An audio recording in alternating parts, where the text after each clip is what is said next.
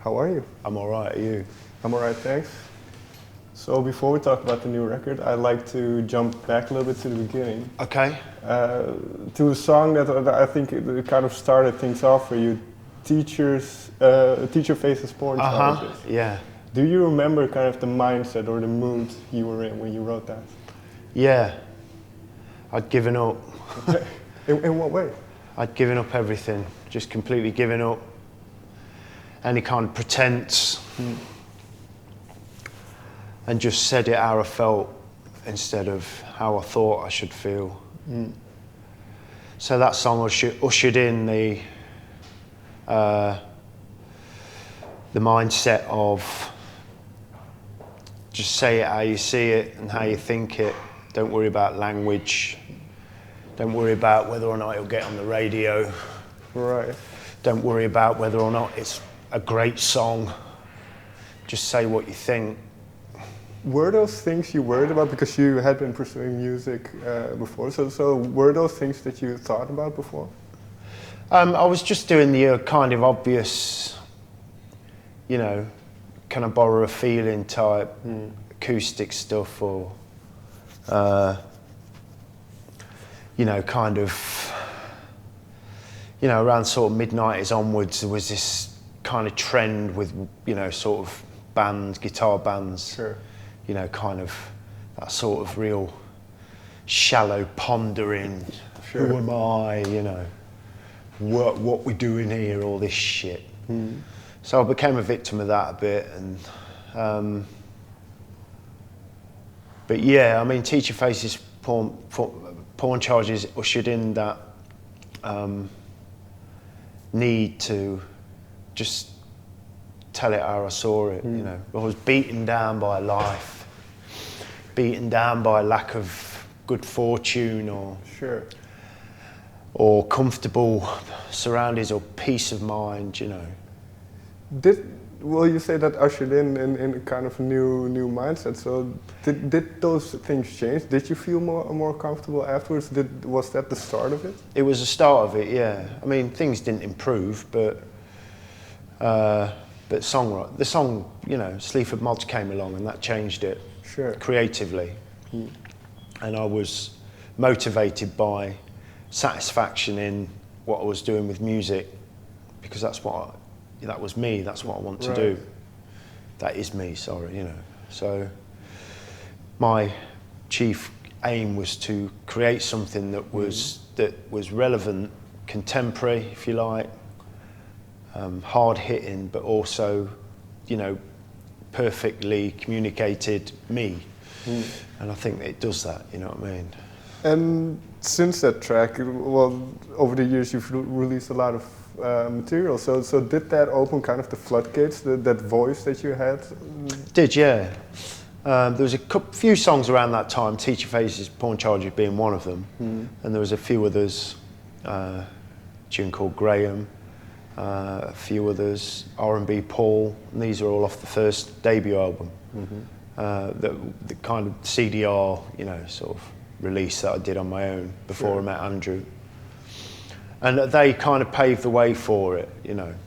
And looking back at those tracks now, do you still have that similar mindset? Do you still feel that the same way? I don't feel as angry as I did then. But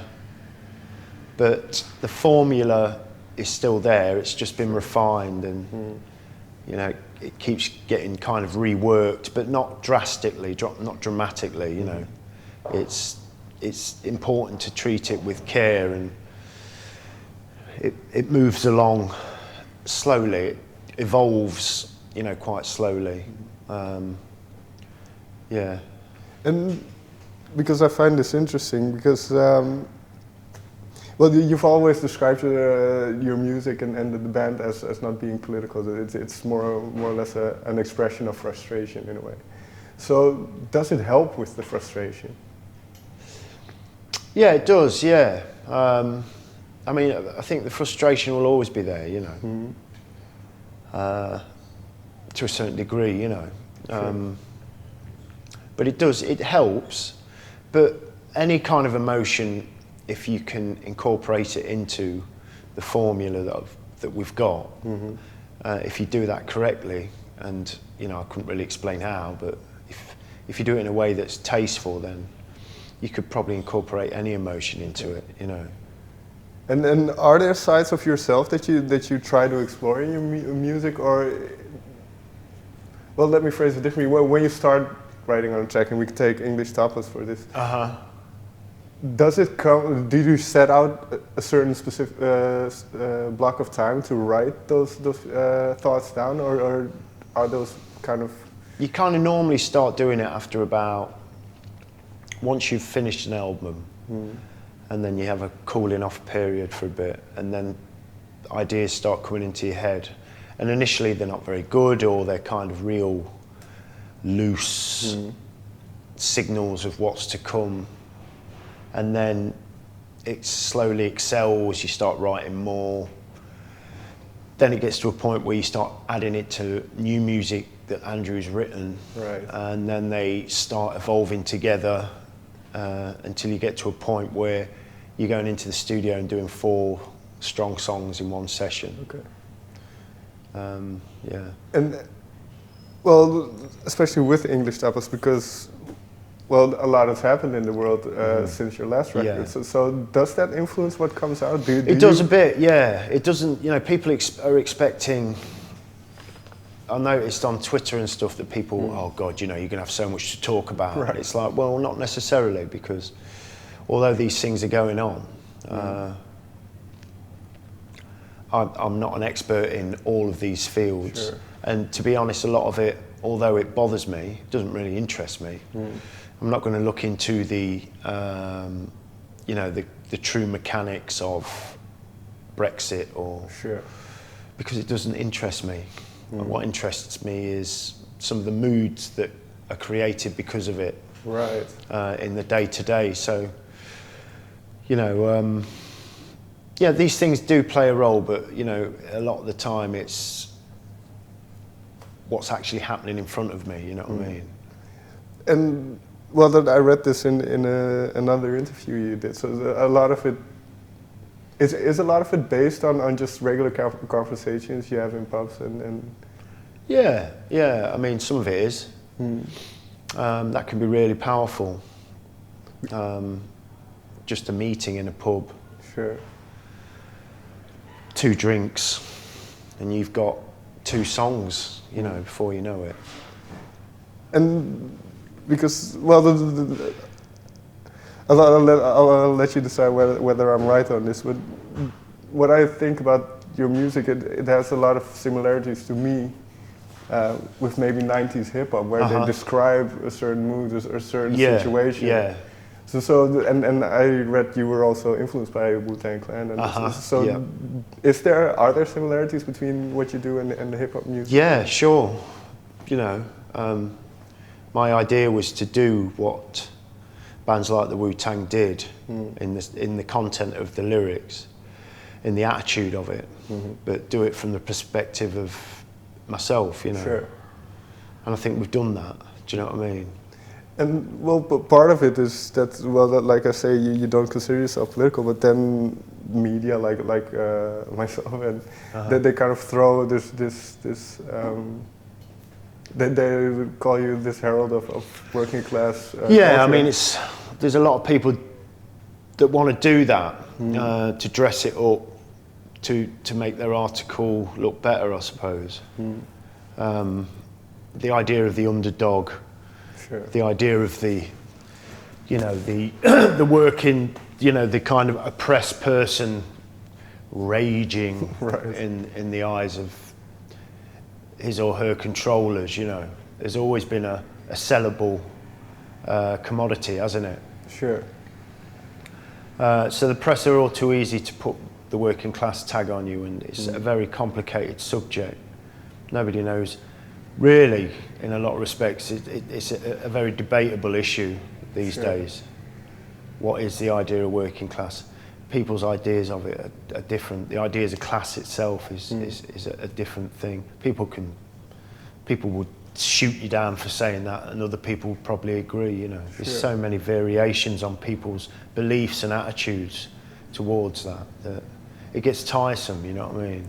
At the same time, do you get the same then from fans as well, who see you as this kind of working class hero? I think people don't really see us as a working class. They just see it as a good band they like, you know. Right. And they see it as two blokes that they can relate to in a way, but just like the music that we do, you know what I mean, and the frankness of it, and the humour as well, you know. And well, that's an interesting point, because I wrote that down as well, that there is a sense of tongue-in-cheek, there's a sense of... Yeah. So is that important to have? Yeah, it is, yeah. To balance out the anger? You have to, because humour is what makes things... It lubricates life, doesn't it, right. Humour?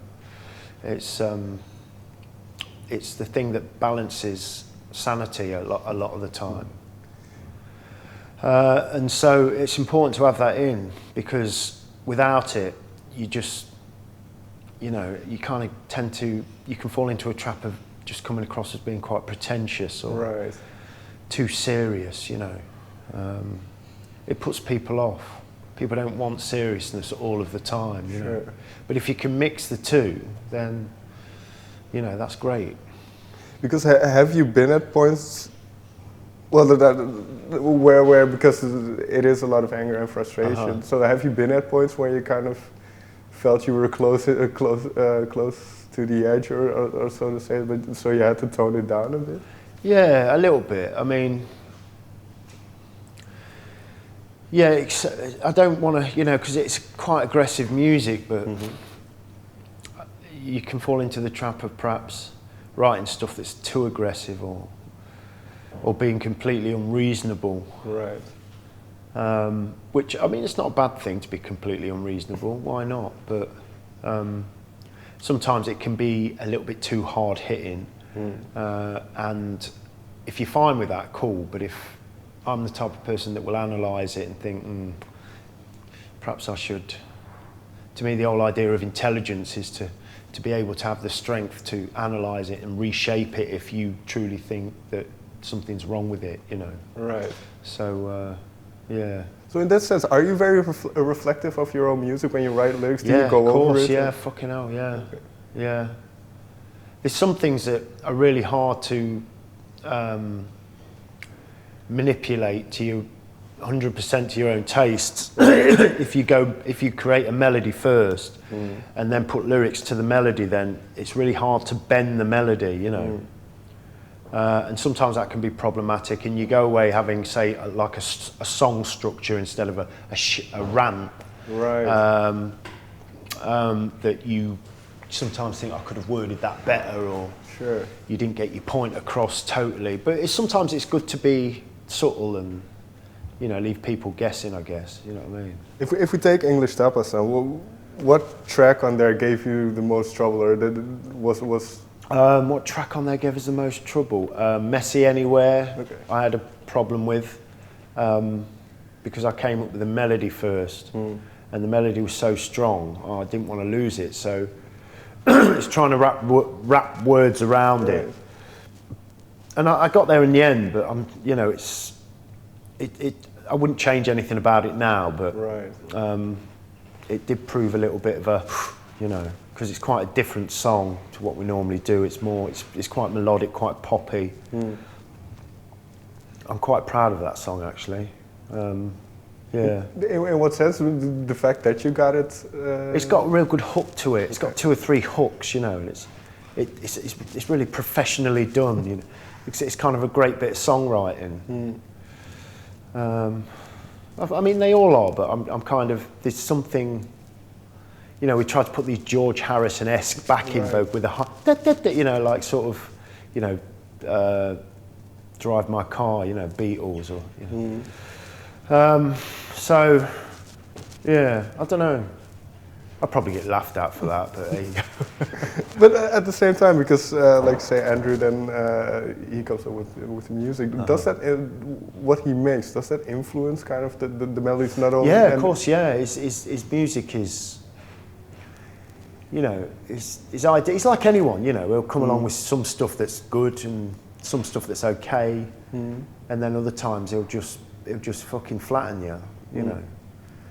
But all of his stuff is is a classic scenario where it's not stuff I'd do. I Right. wouldn't have decided to do that. I'd have done something else. But that's what challenges you, and you know, that's what makes it, you know, great, that you compromise and you go with somebody else's tastes and styles and trust them, and it pays off, you know what I mean? Does he also, do you also discuss the lyrics? Sometimes. Okay. He'll tell me if something's not right. He knows, you know, he knows the sound as well as I do, so he'll, you know, something, you can spend 2 days on a song and never use it, Right. but that will pave the way for something else, and you kind of both know that. And if you don't know where else to go apart from, you know, this song you're working on that's probably not great, Sure. then you stick with it, and it, like I say, it paves the way for something else.